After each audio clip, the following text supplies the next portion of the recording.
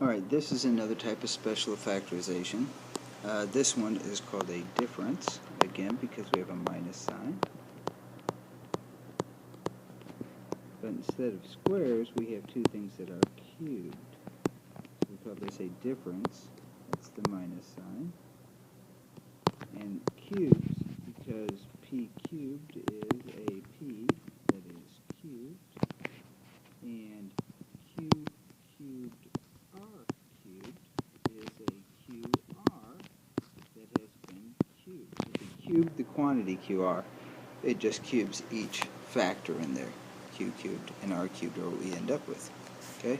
So that's why we call it a difference of two cubes, because we can write it in that model. So we go, well, this is like a p that's cubed, minus, there's the difference sign, a qr that has been cubed.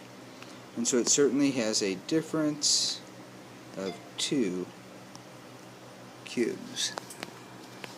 Okay, and that's a formula we just have to memorize, and the formula looks like this. If you have an a cubed, in our case q, or p rather, minus a b cubed, and b is qr in this case, it's going to factor as the quantity a minus b times the quantity a squared plus a times b plus b squared.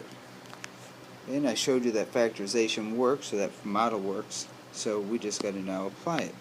So for us, the one in red here tells us that a is p, because p is what's cubed, and b is q times r, or qr.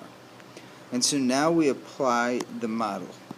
We say, okay, to factor the difference of two cubes, shown in red or pink here, we take and we subtract the a minus b, so for us, p minus qr. We take the a value, which is p, and we square it, so that's written p squared. We add on a times b, so p times qr, which we can just write p times q times r.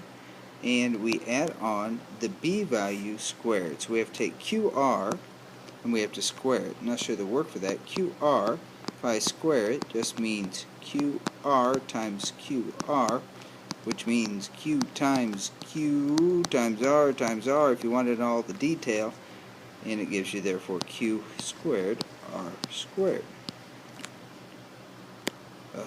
So all we're doing is where there's an a, we put p, and where there's a b, we put qr, and then if it says square it, we square it. And that factorization is complete. That's all we have to do. So what it tells us now is that if I were to re-multiply this binomial times this big ugly trinomial, it would give me this original problem. But now we have it in this factored form, which means it's broken up into smaller chunks, I guess. So it's going to be easier to do things like find its zeros.